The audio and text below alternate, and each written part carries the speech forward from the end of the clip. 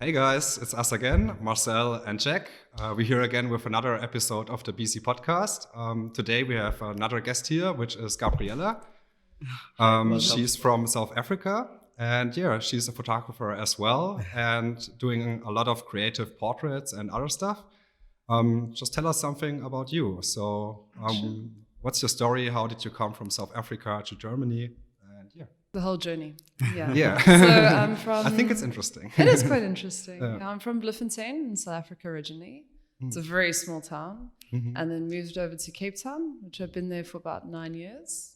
And I worked there in the film industry for about 6 years in production and wardrobe and in behind the scenes photography. Okay. Which was really great. So that was a great learning experience. And I came over to Germany. I just wanted to see what it was like here. I had a lot of friends in Berlin, and I'd heard that the creative industry was, very exciting. So that's why I came over. When did you move here? It was very recent. It was last year, July. Okay. And you enjoy it in Berlin, or?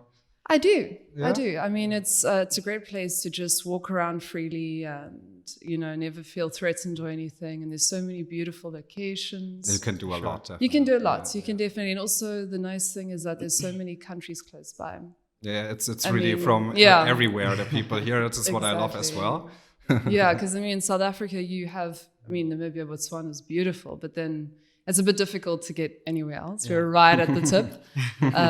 So that's what I like about it. And that's been good about it. Awesome. Cool. So we did take a look at your portfolio, and you do conceptual photography, fashion, and also street photography as well. So how do you describe your style of photography?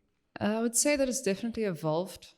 It keeps on changing, kind of on circumstance, what's happening at the moment. Yeah. But it was, like I mentioned before, a lot more behind the scenes, film-based. And then went over to fashion. It was more like just playing around with my friends, and then evolved into that. A lot of them are fashion designers as well. And I've been really into more of the conceptual sort of fine art direction now. Okay. Yeah. And so since you mentioned you started with behind the scenes, right? So when did photography come into as a main focus for you? It was very funny, actually. It's a funny story behind it, how I even got into photography. Because my dad owned a liquor store back in the day. And this guy ran in and just dropped a black trash bag. Okay. And took it home, and it was actually just filled with lenses and cameras. Wow. Okay. I know. They tried to put a newspaper ad. No one came forward. So I just started playing with it. So I don't have any training. Okay. I'm self-taught. And then on sets, I'd sometimes bring it along with when I was production coordinating. Okay. And I was like, I actually really enjoy this. And then that took over doing Great. production. That's a nice present. I know. We did try to find the owners, just so everyone knows. Okay, not total thieves. Sounds like destiny. So the gear found you, or the photography found you. Yeah, I like seeing it that way. Let's put it that way. Yeah. And how was it working in film and photography? What main differences do you see in terms of concept or how a frame is being built? It's interesting because I don't see that much difference between how a photographer builds a frame from what a cinematographer builds a frame. I think it's actually really good to have that film industry background to really pay attention to all details. Yeah. I guess that helps a lot. It does. And I also really like the fact that in film it's obviously about character, right? Yeah. So you're working with actors, and it's a very intense character, and that's something that kind of drew me away from fashion. Sure. In terms of that, I like seeing a bit of an emotion or a scene that you can feel. Yeah. Because this is very fascinating for us as a cinematographer. You have to pay attention to all the details which are in focus and not in focus as well, in the whole environment. But as a photographer, we only mostly focus on the subject itself. We do, of course, take care of the elements behind, but not as much as a cinematographer. Yeah. Especially a picture is only one frame. For a film, it's 24 frames a second or more. So you have to think about way more composition. Where you're going to go onwards. Totally. And you've got a whole team helping you, which that's is, nice. I miss that. I miss that. I miss having a production designer who makes everything look so beautiful. And, that is the great thing about film as opposed to being a solo photographer. It's often just you by yourself trying to make it happen. Sure. Do you have any video projects you work on right now, or are you now more into photography? I'm now more into photography. I actually did do a bit of a passion project when I got to Berlin with a friend who's doing a cinematography course here. So I just directed it. It was called Flower Film, Sanssouci. And it was just about kind of linking nature with the feminine. It was just a short mood piece. It was really nice. Sounds interesting. Yeah. I'll send a link. Interestingly, like 2 years ago, I was kind of working on a similar project, like nature and human together.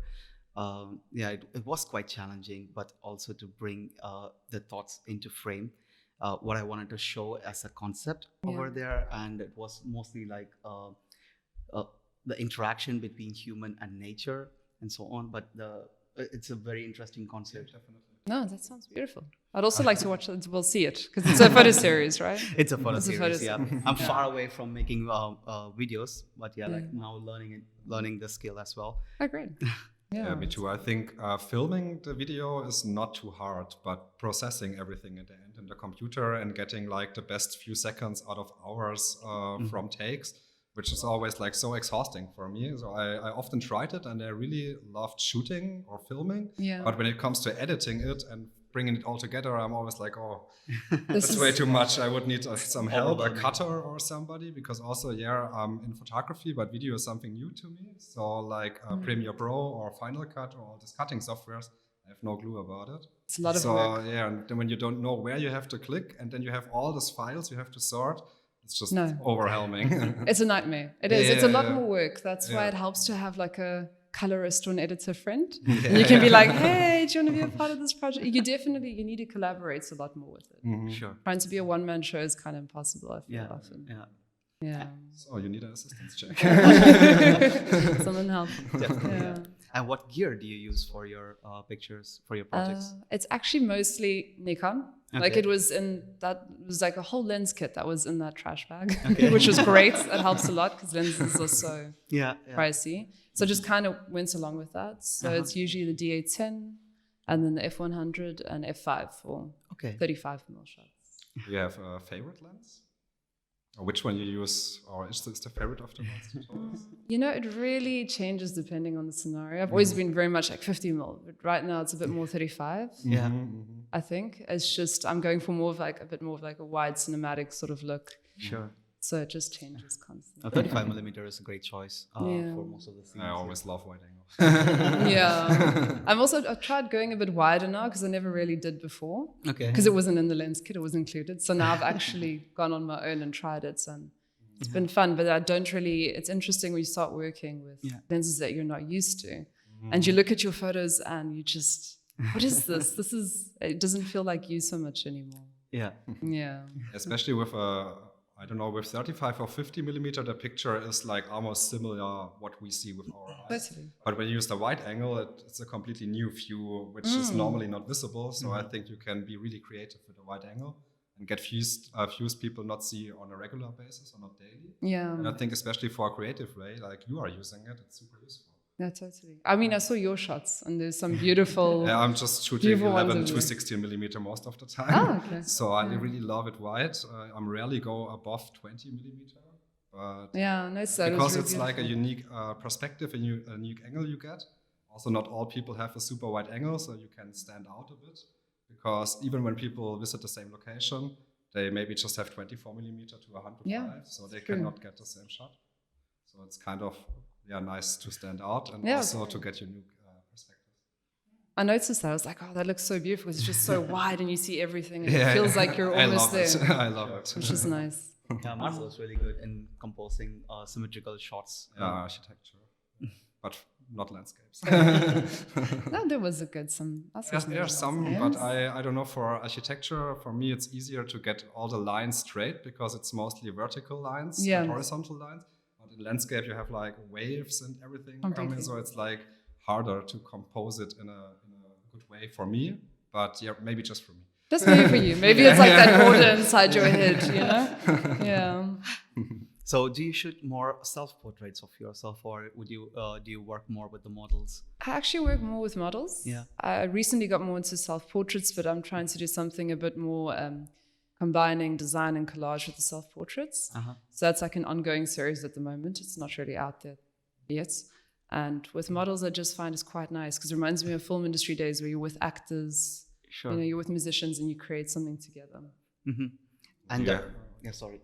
And when you get a model, like how do you explain your I concept? wanted to ask exactly the same. Look at you guys thinking. Sorry, bro. Next one. Yeah, no, that's a good sign. You guys are on the same wavelength. So with the models that I usually do, and with actors or whoever I'm working with, I send them a mood board before. Also like a sort of like shot board, storyboard, just so they have an idea what we're going for. Okay. I just want to be very transparent, and if there's anything they're not comfortable with, or because a lot of my stuff does involve some crazy positions or some nudity, so you know they have to be aware of everything that we're going for. All right. Okay, so fine now. Yeah. Okay, cool. So yeah, that's basically the process. There's a lot of communication with them before. And do you work with everybody, or do you have like special? What are you looking for when searching a model? What are the things you're looking for? Honestly, I really like people who are very talented at something specifically. You know, so it's often musicians, or as I mentioned over and over, feels like I'm repeating, actors, actors, musicians, dancers. You know, someone who really has a craft and they love it. Yeah. I just feel that they're adept in it, being on screen or on stage, and they know what to do and how to move. Yeah. Especially with an artist, I love that. Actor, I can imagine that they already know how to present themselves, and then it makes the shooting way easier for you. Totally. Totally. But I mean, I've also, you know, shot out with my friends, and they don't have any experience modeling or acting.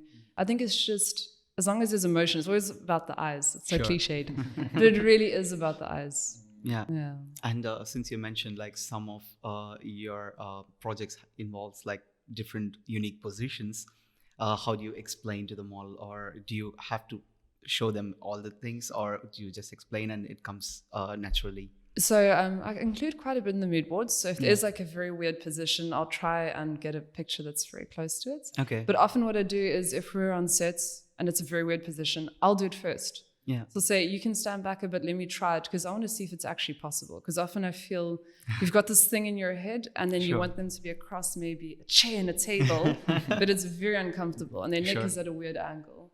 So it's nice to first try it out myself, and then if it's doable, it's doable. You should do that too. Try it out. A very limited angle of bending. You got to get those yoga classes up to date. Yeah.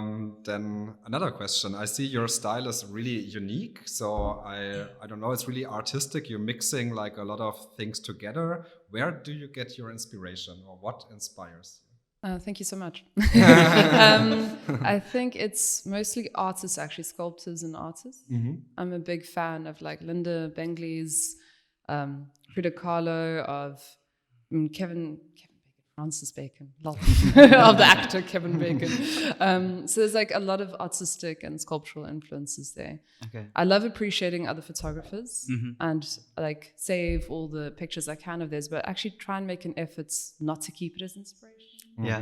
You know, especially doing the more conceptual sort of stuff, it's very easy to just copy, someone like Sasson or Guerrero, and you don't want to do that. Sure. Their work is so beautiful. And colors, like how do you choose your colors in the scene? I love colors so much. It's weird. I feel like with the colors, it's kind of what I'm going through at the moment. Yeah. So if you go through a lot of my work, you'll see that it's maybe yellows, and that's a happier time. Then it goes into the blues. Maybe it's not so happy time, and then. But a color, I guess, I steer away from, because I like all of them basically, except for purple. Okay. So that's one color. Is it something that you bring during editing process, or in the scene itself? Try to do it in the scene itself, but often it comes down to, especially if you look at more of the landscape and nature stuff, that is in post. Sure. Yeah, definitely. So I just like creating these fantastical scenes. Something like, I love pink. I always thought, like, what would it be like if the sky was pink occasionally for hours at a time? And then I create that. Definitely. It looks amazing. Thank you. And also, like, when I had a look in your portfolio during your travel pictures, like, you have a specific pop of colors, different colors. So what is a scene for you when you're on the street without a model? It really depends place to place, I guess, because when I was doing a tour there of Serbia and Croatia and Bosnia, it was more interacting with people very open, they didn't mind if your picture was taken. And I think it's very important to always feel the energy of a place.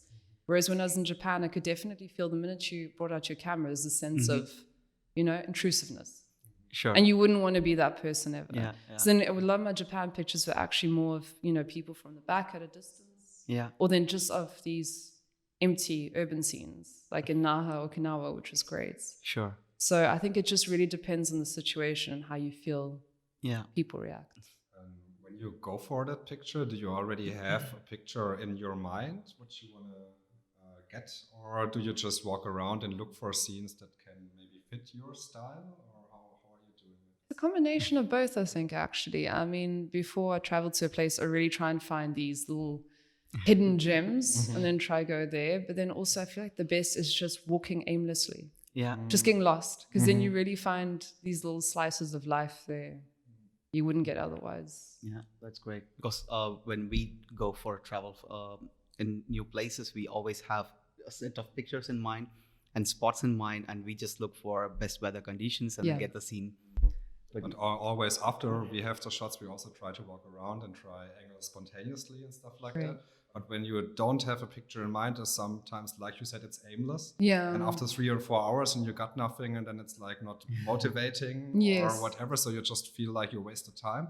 But when you have a planned shot in mind and you have that, then you're always satisfied with the work and the time you did. And then you can afterwards look for spontaneous shots. Totally. So it is really good to first go in with like a goal in mind. Yeah. Yeah. That helps. And where does the Japanese influence come into your profile? It was actually from one of my best friends. She's an incredible colorist and editor in Japan, in Tokyo. She moved there. Also shout out to her, Michelle Madden. If anyone's ever looking for colorist, you know who to shout out. But so she moved there and I went to go visit her. It was weird. I'd always seen pictures that looked really beautiful, but it wasn't like I was very into anime or something specific. Okay. But I went there and I fell in love with it. You know, it's such a beautiful country and there's so many scenes just waiting to be photographed. It's a bit of a mind pop. One day. Yeah. You have to go. You have to go. Yeah. And I mean, from Okinawa up to Hakodate in the north, it's so different as well. Mm-hmm.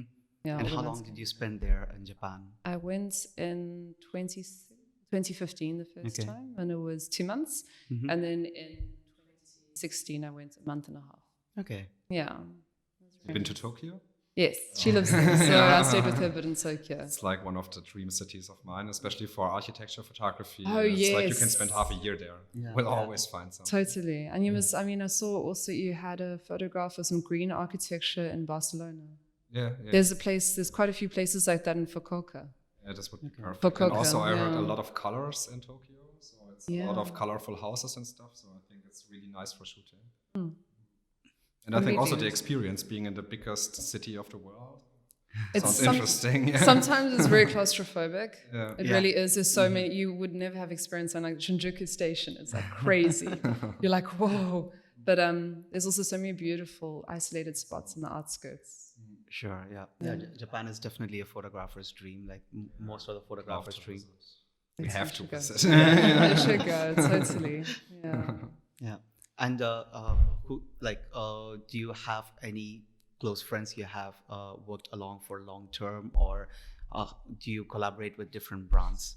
I try to collaborate with as many different people as I can. Mm-hmm. You know, I also really love collaborating with artists. Like the one series I did in Japan, Mono no Oware, which is where I took photos, and then another friend who's an illustrator, Marlies Eckhard, she created the paint stripping down. I don't know if you saw it, like a fading effect. Okay. And she did that by hand, you know, painted it on. It was really cool. So I think it's just try to work with as many people as possible across different mediums. Okay. But is it something that you do full time right now? It's kind of in between. I try to take on as many jobs as I can. So it's in between film production and then the wardrobe and photography. Yeah. I think especially since I've moved to a new city, it's a bit more difficult because I had a very strong client base back in South Africa. Okay. And now that's starting all over. Yeah, the network is gone for now. Yeah, totally. So and also now with the situation at hand, you know, it's all just this weird timing, very weird timing. But not the best time to come here, yes. Well, you know, it was so-so. You know, in South Africa right now, it's quite hectic. It's proper lockdown. Okay. You can only leave your home to go out into nature for like 3 hours a day. It's very strict at the moment. So considering that, maybe it's okay. It's not too bad. Yeah. And are you working on any special project right now? I'm working on actually also another mixed media series with an illustrator, Grace de Quinn, which is all about the situation at hand. And perhaps I mustn't give too much away from it for now. But it is just about being in your personal space during this lockdown and how, you know, that feeling of claustrophobia. Sure. And I'm also working on a design series thing at the moment, which doesn't involve any photography.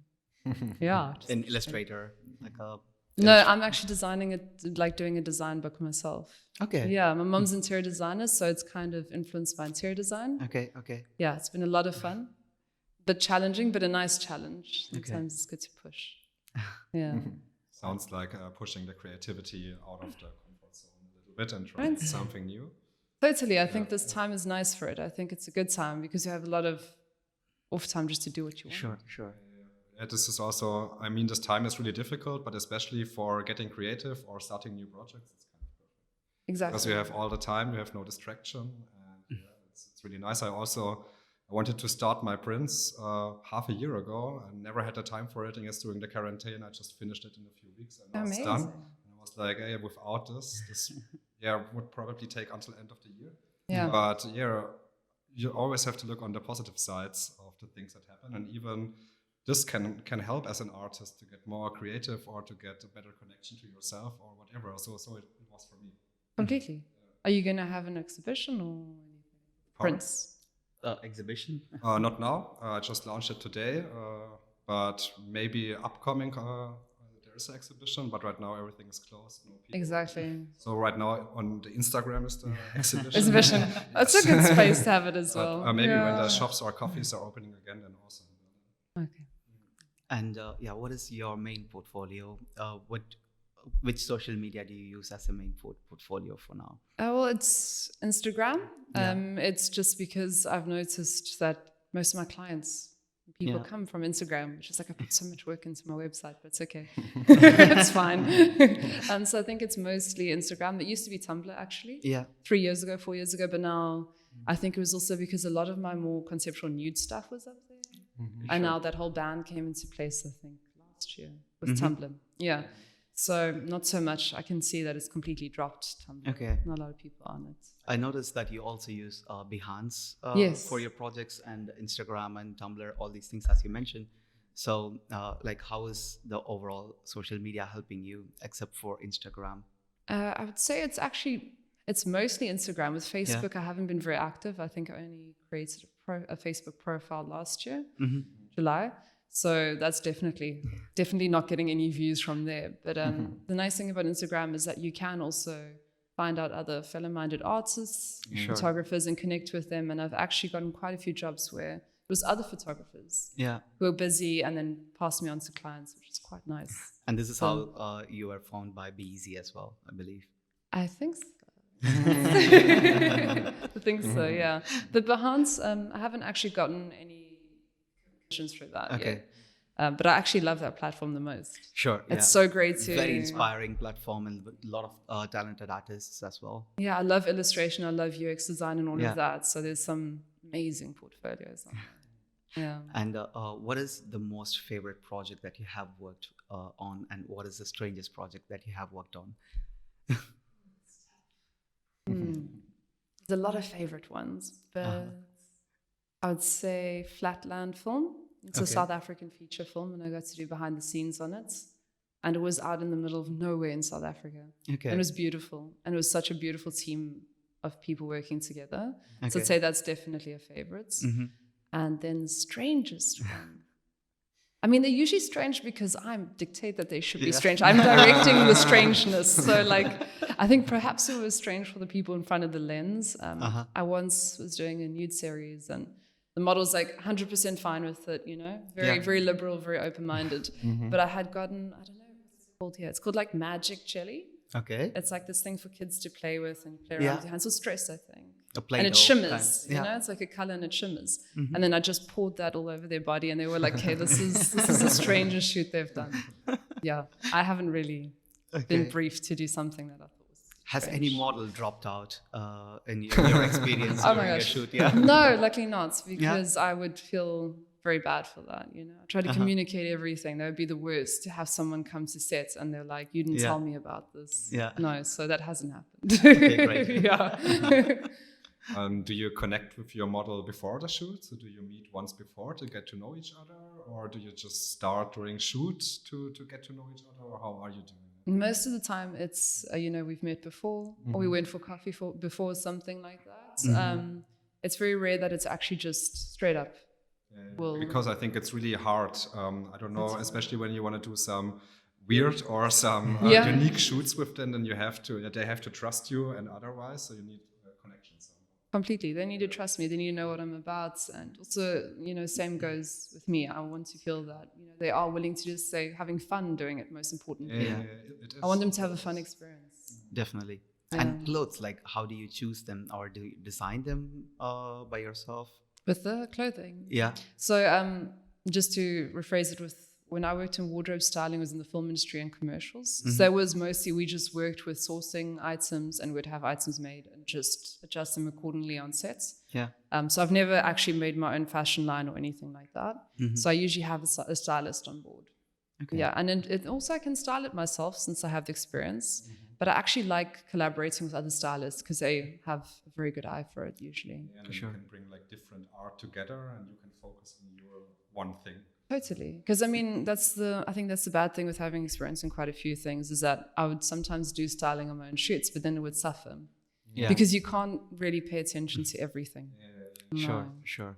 Yeah. And what is the best time that you shoot? Favorite time of shooting? Am I going to be cliched if I say golden hour? I am going to be. I said this until 6 months ago as well. Everyone's silent. But South Africa has got beautiful sunsets, so it usually is golden hour. It really is. And But for portraits, it's the best. it really is. Yeah, the skin looks better. Everything looks just nice. It's just warm. The soft light. Kind of magical. Exactly, it is. It's magical. But I did feel, interestingly enough, when I was in LA, and that's harsh. That's like harsh sunlight, but I was loving it. There was something else that it brought in, especially street photography, created that scene. This is what it's about. Sure. It's, again, dependent place to place, I think. I also was shooting only with golden hour for like 1 year. It changed my style completely. Now I'm shooting with the harshest light ever, like from 11 a.m. until 3 p.m. Oh, wow. Yeah, but it's kind of nice, and it's a new style, and you have really strong contrast, no shades, and when you underexpose the image a bit and work it out on the computer by editing, then it's not too harsh and you can get really nice effects and so much contrast. Totally. So I think it's always worth to try new stuff. Experiment. Yeah, it's all about experimentation. Definitely. Yeah, totally. I mean, when it was the second time I went to Japan, and I always used to love shooting more in like the morning and the late afternoon, and it was summer the second time I went, and it was not a nice light for some reason. And that's why I had to then adjust to doing night photography. And I've gotten some of like my favorite shots, and I never used to do that before. That's great. Just tried it. adjust. Did you? Yes, some, but of course in Japan it's I think with all the science and all the science, I think it's it's beautiful. The colors. Yeah, even I would try it, I guess. You should go. Exactly. In Germany or in Berlin in general, like the night photography scenes are not that vibrant as compared to Japan with all the neon signs. So it is tricky to do it here. But in a very busy spots like Alexanderplatz or in Potsdamer Platz, you can definitely get some nice shots. Yeah. That's really true. Bad at it. No. I'm pretty sure not. I need a lot of light. I don't know. I need a lot of light to get the best out of it. But I think for night photography, it's just I never experienced or practiced a lot. So I think when you do it more often, it can also get better. But right now, I avoid it. I can imagine, but I think you're right with what you said. Perhaps that's why. It's because there isn't that many like that attractive night scenes here. Definitely. When you go to Japan, you're going to be like, okay, I'm going to shoot until 3 in the morning. You'll feel. I kind of missed the biggest opportunity I had. Like I was living in China for a few years, and there we had tons of similar lights, similar to Japan in the busier streets. But that time I was not so much into photography and definitely not in the night scene because I was just beginning out. And when I saw the pictures taken in the night, I was like, okay, no details are visible. Okay, I'm not good at it. I should just give up. So I was just taking pictures in the morning. No, but that's always a struggle. I have that same feeling. Like also only when I started doing photography, I got the opportunity to go to Texas. And I didn't take any like proper photos there. I think I took like 10 or 20. And I looked back and I was like, why did I do that? You know? Yeah, so I feel you. Definitely. Yeah. Yeah. How do you edit your photos? Because looks like it's not like a normal Lightroom edit you use. So which software do you use and what are you looking for when you edit your photos? I actually do use Lightroom. Really? Yeah, To me, it looked more like Photoshop or something, because it sometimes looks like you mixed things together. Or how are you doing? Yes. Is it then shot like this? Oh, so I think there's a specific one you might be looking at, and that is a collage. So that was done on Photoshop. Yeah. But then most of them are Lightroom, and then I use often I go to the good old Visco presets, the film ones they came out with. I think it was in 2016 they came out with them. And really, I love the Kodak Portrait series, and just then mix. I know they're good, yeah. But I just mix the colors a bit. I also am not really the biggest fan of like Lumo green, so you'll see a lot of the times I like bring that green down, which I feel bad. I shouldn't be doing that, but I guess personal taste. Now I was doing the same, like no greens visible in the pictures, but now fighting with myself to bring it back. Yeah, some of that natural. I don't know why. There's something about this one shade of green. Sure. Yeah. But green is really, a strong green is really hard to mix in the feed. So when you choose a darker one, it gets definitely way easier. That's true, actually. I didn't think about that, about actually curating. That's probably why. Yeah. Is that it like sticks out when you try and do the flow of it, which is a skill to learn. Do you plan your feed? I tried to. I didn't in the past, and then I'd get all very OCD about it and upset because then it didn't seem like it was, combining nicely. Yeah. So now I do try and plan it and put it out in a document beforehand. Okay. Yeah, to see how it should go. And in your ideal portrait shots, like how long do you do your shoot? Is it? It really depends on what we're doing a lot of the time. Sometimes them involve like these locations are a bit far out. So actually a lot of the time goes towards traveling there and or hiking to get up there. Sure. But then otherwise the shoots process is quite fast. It used to take very long back in the day, but I've tried to really streamline the process, and that's why I have shot boards now. Yeah. I have mood boards and we go very much according to that. Because sometimes I feel like, especially when you've got someone else there and, they're giving you their time. Sure. I try to make it fast. Yeah. When you shoot portraits, is it like, do you burst shooting and then pick the best one out of hundreds, or do you just take a few pictures and then you? A few, yeah. That's really nice. Because I started off with film, so I've got that sort of like ingrained into me now. I've only got this many photos when actually I don't. I forget that I'm shooting on digital sometimes. So like it's that mindset of you get this and then that's it. Because then I'm very indecisive, so I feel the problem comes in post.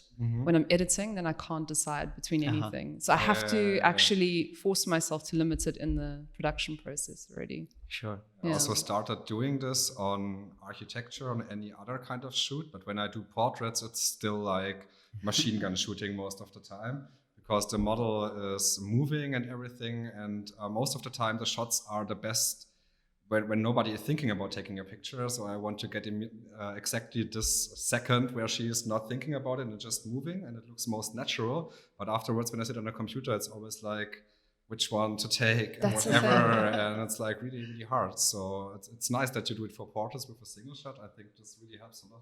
Yeah, no, I mean, I can see totally with the natural shooting. I really love that when you see that it was in the moments. And, I wish I could take photos like that, but I've tried it and I'm just too indecisive, and I usually end up for some reason choosing the one that wasn't as strong. Yeah. Because then I'll go to some friends who are artists or photographers and they're like, why did you select that one? So I just feel like often my shot involves very much meticulously placing someone and put your finger over here, put the one eyeball over there. And that's just what's worked so far. Awesome. Okay. Yeah, because I'm kind of in the middle. I don't, when I see Marcel, I always think to myself, like, how does he select the best ones out of the lot? Yeah. Because most of the time I'm confused and just, okay, not just kidding. Like, close your eyes, wherever your finger lands, that's the one. I would do it that way, actually. But now, whenever I have a portrait session, like, I land anywhere between 200 to 300 shots. And when I asked Marcel, he'll be like, today I got about 1,000 shots. And I was like, okay, how are you going to choose from that? But I always look up to people like you, like where you kind of design this whole scene and then take the shots that you require. Yeah, I mean, it's a difficult process to try and get Definitely. there. It really is. But I feel like often it does actually make a few models feel more comfortable. Or like you're saying before, people who aren't used to being in front of the lens. Because you just literally telling them exactly what to do. So then they feel a bit more, you can feel them like relaxing in their body. Yeah. Whereas, and I tried like a bit of character modeling and acting back in the day, and I'm very shy. So I felt when someone was like, just move, it was never really natural either, because Definitely. so I think that's a style that's perfect for when you're working with someone who knows what they're doing. Sure. I mean, there is a lot of consciousness kicking in when you design the scene, and then the model has to really get into the frame, like what you have in mind, the concept that you have in mind, and so So both styles work. I think it's just dependent on people. Yeah. That's really cool. I just started with analog photography 1 month ago. Welcome. I really like it. Yeah, it's amazing. And it also helped me really to limit myself to a certain number of shots and to think way more about what I want to capture before I actually capture it. Yeah. And so I shoot way less since I do it. But yeah, for portraits, I'm still struggling. Because it's always like, I can't miss any second, and I don't know. And I don't know, to get the person exactly how I want it and take the picture, there's still some practice for me to do. I don't know. Yeah, I mean, I think the thing that really helped was doing some directing. I mean, I studied film. So I studied, one of the components was directing, and that's working with people. So I think that's really important. So I think if anyone really wants to do a lot of photography work with individuals, it's a good thing to do, because you really learn how to build a relationship and how to really, before you go for the shot, you create what it's going to be in your mind. Yeah. I like buildings. I also love buildings. They also are easy and friendly all the time. No, I just agree. stand like I want them to stand there. Exactly. Yeah. I mean, that's the thing. Like, it's very tough for different people. Like, for me, I feel working with people's much easier because of that background. Whereas with architectural, it's scary for me. Like, I do not have like a mathematical, analytical mind at all. So often I'll take a photo and someone's like, but that line is so skewed. Did you not notice? And I'm like, oh. So it's just, for me, it's exactly otherwise. Opposite. When I'm shooting portraits, it's like always, how do I get the model in the perfect mood? How do I get the perfect shot out of the time? And this is everything like a lot, and I cannot really focus on shooting sometimes. So when I go to architecture, it just stands there, it's still, everything is good, so I can focus on shooting only. This works really good. It's your happy place. But I want to do more portraits as well. This is why I ask. So yeah, maybe I can try some things you do on my next shoots as well. Yeah, try it. Like, just beforehand, like any artworks, I like looking at contemporary artworks and stuff like that, putting that on a board. And then also the model can practice it before. Yeah. You know what you're thinking of. And how are you when you're shooting? Like, are you more commanding, or I can keep my pass. Yeah.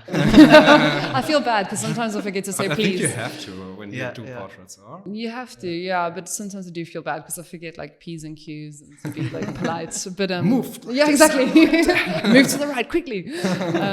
But yeah, I feel like a bit bossy. But I feel that so often people appreciate that because they know that you know what you want. So it's okay. Sure. Yeah. Has it happened any time that when you hand over the edited pictures to your model and they mess up your pictures? Oh my God, this topic, this could go on forever. Yeah, it is a bit of a thing for me. I really don't like it when, because it takes us a long time to edit an image to get out the perfect colors that we really like. And then they go and they pop that like Instagram Valencia on it. And you're like, why did you do that? Then afterwards they tag you and you think like, oh my gosh, people will think this is my work. Yeah, that's a problem. Happened to me a few times. No, totally. I feel you. It's happened to me quite often. So I think the important thing is, again, and this is something that film production taught me, but it's weird. I didn't think to actually bring it through. It's always about communication. Yeah. So beforehand, like before even shoot, I'm like, this is the deal. Like, these are the images I'll give you and everything, but please don't put any filter. Please don't edit them. Yeah. And then they agreed to that, and then it doesn't happen. And still they do it. Well, no, actually, then they didn't do it. Yeah, which is very respectful, I guess. I'll do this next time as well. Yeah, like make a thing about it. And I think it's just put it very politely but firmly that, I'm not going to do this shoot if the image isn't being messed with anyway, because this reflects on my profession. Sure. So I think, but I've been through that many times, and it's painful. It's painful, especially also when it's those like weird beautifying apps. Yeah, definitely. And I think skin tones or changing skin tones or beautifying. Yeah, get less clarity in the face and whatever. Exactly. Totally, and that's also a thing for me. But that's also, it's weird. It's more recent. like 4 years ago, people weren't really doing it, and now Sure. it's happening a lot more. Yeah. People get used to this AR stuff, and you're just trying to use it all the time with like changing their face completely or making them look different or making bigger eyes, bigger lips or something. Totally. It's really crazy. I think it's with Instagram and Snapchat, and now people are used to it and using it all the time. It's become like just normal thing, Yeah, which it is becomes like fun. normal. I mean, it's got its own place, and it is actually enjoyable to look at it at times. But the problem is if, you know, people think that perhaps you've done that to the model. Definitely. And that's what the assumption is that you're the one who's edited to go up to the standard of beauty. So, Definitely. yeah, that's a problem. Any advice to somebody you would give they are starting out in your field? What's your top advice for people who want to start photography but don't know how to start it or where to go first? So many. I'd say just really play around at first.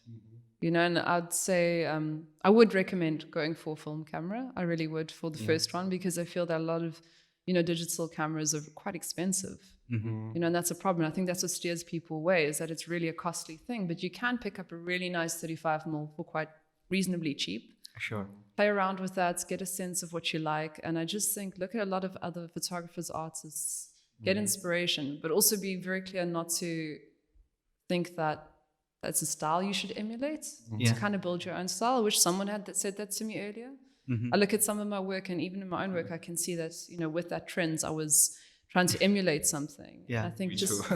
you know, and it's just so important to have your individual voice. Sure. You know, that's something that adds to the, you know, the contents and the respect of it. So I think. Exactly. Because many people struggle when they begin and kind of feel lost in the beginning stage, because they were trying to, everyone has their own idols and the people they look up to for inspiration. And when they cannot achieve the same results as their idols are achieve, then they get depressed. So, Totally. and it takes a lot of practice for people to try out different things and then find their own unique style. Completely. You know, I think people do get very disheartened because they can't capture it, just like you said. And it shouldn't be that way. Exactly.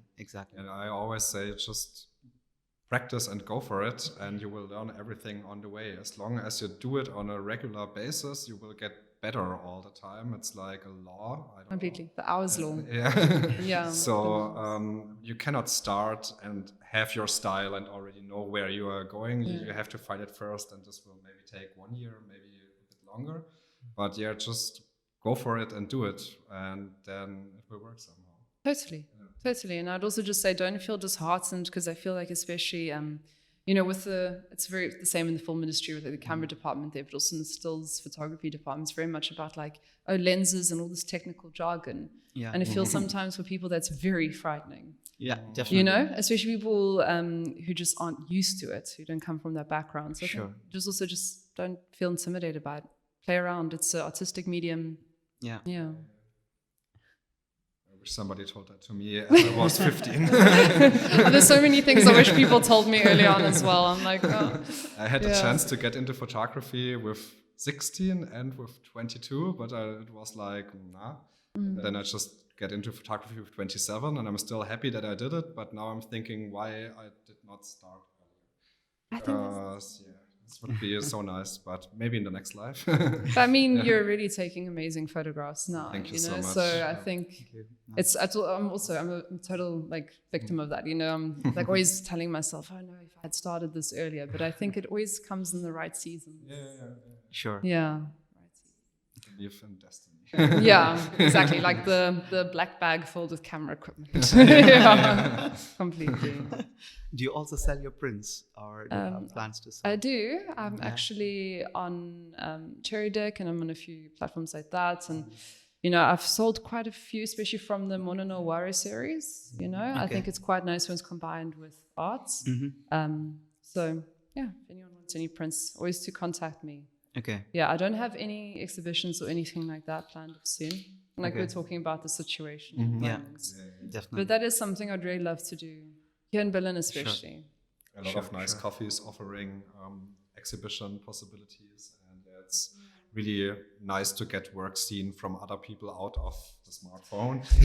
Yeah, I'd love that. I feel like sometimes it's just like it just regurgitates, so it'd be nice. And also, I don't know, the feeling of having your own print in your hand, and it's different, like seeing it on the screen. I don't know. To me, it was like, wow.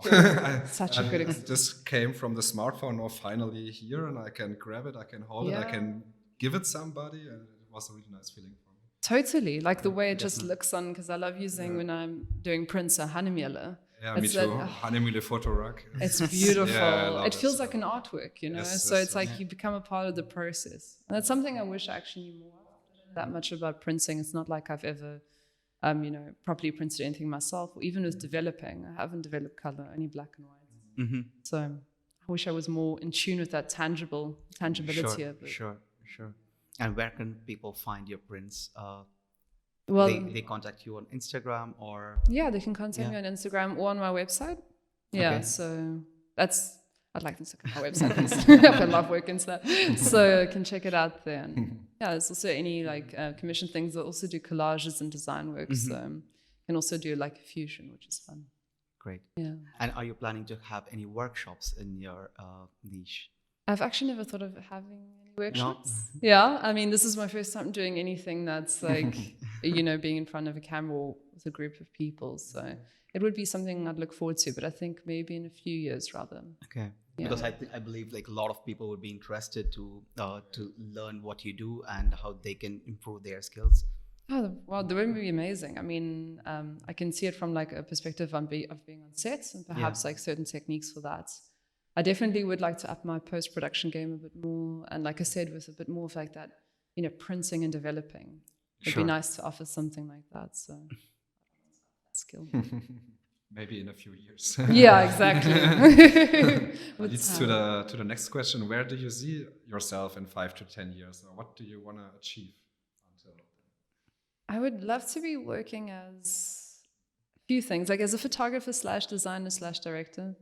I've always enjoyed going in between mediums, and film is always my first love. So I want to keep doing that as well.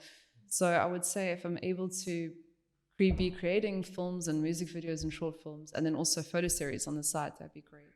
Sure. And specifically photo series that are more fine art conceptual based, like mixed medium with painting and combined, that'd be great. I mean, I don't know if that's the right answer. I'd also like to be happy. I think this was the right answer. Yeah. That's the primary. Happy and healthy. Everything else comes by itself. Yeah, definitely. Yeah. Are you planning to launch YouTube, or do you have a YouTube channel? No, I actually don't.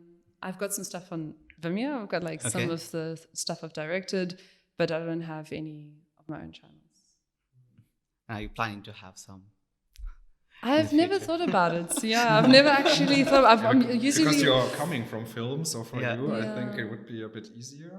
But perhaps. I mean, I've also got a lot of the great thing is I've got a lot of friends and connections who do amazing videography work and editing and coloring work. So I would have that background of like some people I could ask to collaborate with, but I think it's just I like being behind the camera. So I think I'd rather like direct a few short films. That's awesome. Yeah, we'll be super interested to look into that. Do you travel a lot normally? Or normally? Yeah. Or do you more like stay in one city and produce most of your work there? Or is it like that you have a lot of trips where you create a scene or a topic over a few trips? Yeah, so it's actually, I travel quite a bit when I do travel. Well, it was also because I only moved to Berlin recently. Yeah. So I was in South Africa before, which was like, if I was going to have to go through somewhere, I would have to spend 2 or 3 months. I really wanted to extensively travel and photograph. So like I did a Spomenik series, which I mean, you love architecture. So it's all about that, Tito Brodz's monuments from that former Yugoslavia era, which was great. Wow. Okay. And I couldn't go back and forth. So I just went one time and stayed for 2 months, went through Serbia, Croatia, Bosnia, and Montenegro. Okay. And so that's how I usually plan it, and then try to stay somewhere for long. When you travel, is it more like a really low budget? Or very low. Very low budget. The best way. Yeah, very, very low budget. I mean, with a few of the series, it was money that I actually saved from the film industry. So it's usually seasonal. So in South Africa, I do it in summer, and then by that time, it would be summer in Europe or Japan. So then I'd just, go over for the summer and then photograph whatever I thought would be interesting. Great. And what is your favorite place in Berlin so far? Well, that's quite tough. There's so many beautiful spots here. Yeah. I have to say, I actually really, which I wasn't expecting, because, I think Berlin has this, this assumption of being, graffiti and this raw, gritty urban. But I really love the parks and the green areas. Yeah, Berlin is, I guess, surprisingly a lot of green areas for a city. I think in Germany it's the city with the most green areas. Really? I didn't know that actually. But it's so beautiful. That's why I did that short film about Sanssouci. I love that. I love these beautiful big gardens. And I think it's very different from back home. Sure. Yeah, so. That's also one thing I love here. It's just you walk like 10 minutes and there's a park, definitely. Yes. And I love Krummelanke and, spots like that. That's the lakes and the forests.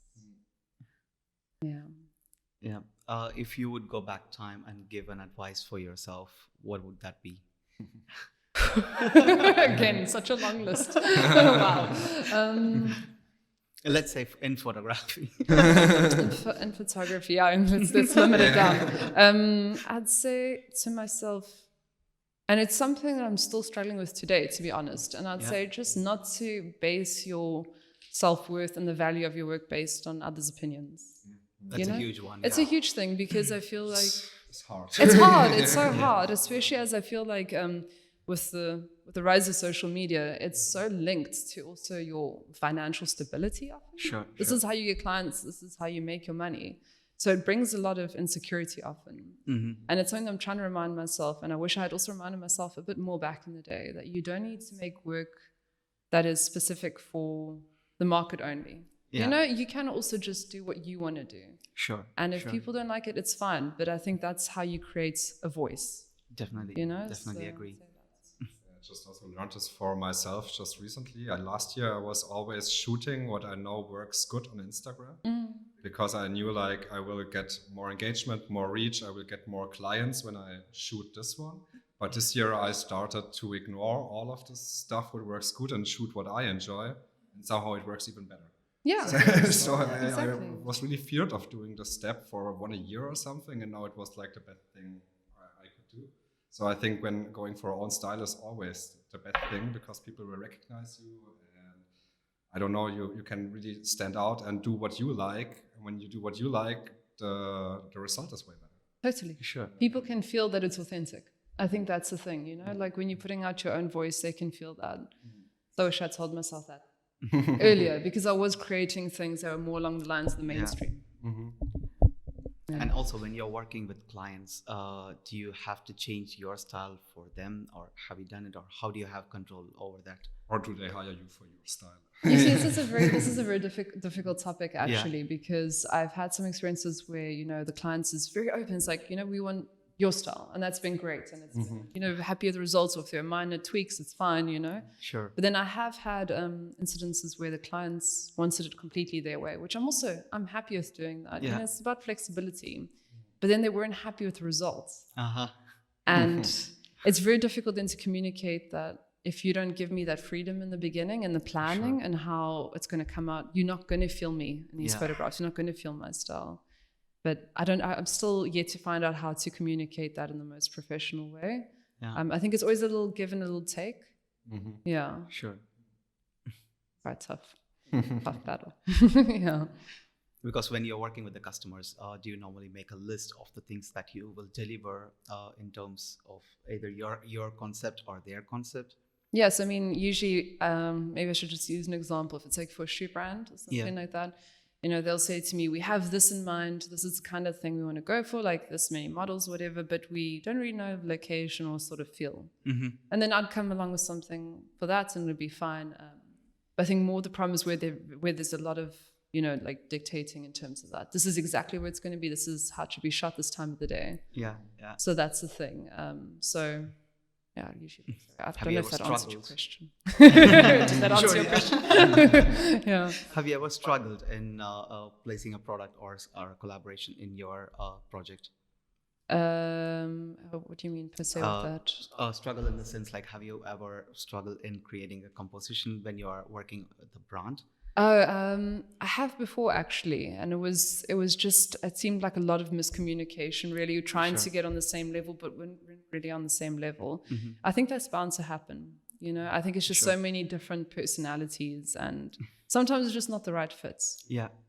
So it was a struggle to begin with, and I think it's when both people want a lot of credit, say, then Sure. too many cooks in the kitchen. Yeah, I think that's the same. So would you say communication is one prime thing that many people would make a mistake in collaborating, or would you say any other advice for people who are starting out? I would say also to trust your gut, which is something that I've always just told myself not to, to just really believe in what you feel. Because sometimes as a collaboration, I'm not speaking specifically just of client now, it could be just like an unpaid passion project sort of a thing. Sure. But you can feel already in the beginning, there's this weird uneasiness, and trust that. I feel like I said before, personalities are just different. Yeah. So I'd give that advice, don't continue with the project. Because often I feel like, well, it might just be my personal experiences, but I had that feeling and it actually just was not a nice experience from start to finish. And either party were happy with the results, so sure. Trust the gut.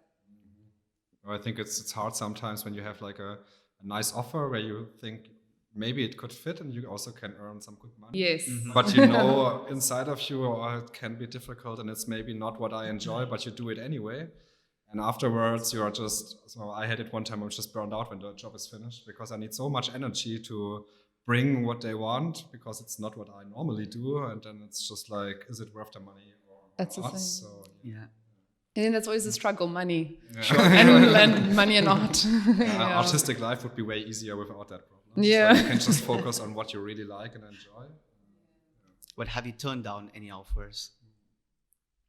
I actually have, and it was what I was talking about now. It was, again, a situation where I wasn't feeling very comfortable with the concept and pitch that was given. It involved some elements that I felt were a bit appropriating, and I'm very strong on that. So there's certain things with consent and privacy and appropriation that I stand very strongly on.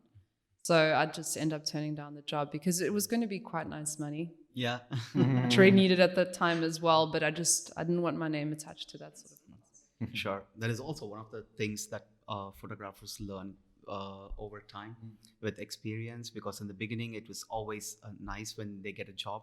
The first job or the first few jobs, everyone accepts it, Then they learn the hard way that, okay, now I need to really stand down on my foot and say, okay, this one I can take and this one I cannot take. Yeah, completely. And it's like we said, it's difficult because, with money and you're having to hustle all the time to find clients. Luckily, it's kind of fun.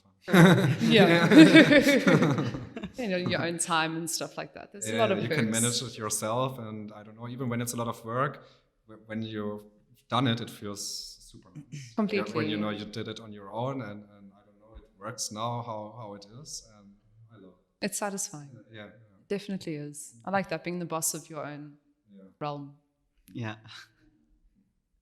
All right. Yeah. So as you mentioned, like people can find your work on Instagram and your website. And if they would like to buy prints, they go through your website. Yes. Write an email to you and Yeah. Do you want to do another shout out or something before we finish the podcast, or anything you want to say about your work or something? So feel free. I actually just want to do a shout out because this is quite an interesting time right now.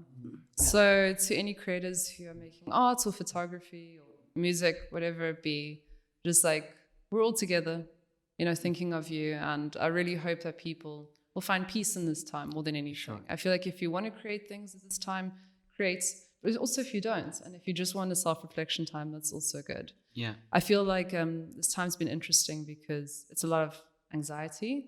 And then there's also pressure because I feel like, especially again, like we spoke about social media, a lot of people are putting new work out there and it can be tough for some. Yeah. So just like everyone's in it together, and any feelings that you have, it's probably shared. That's all. I like that. Okay. That's all.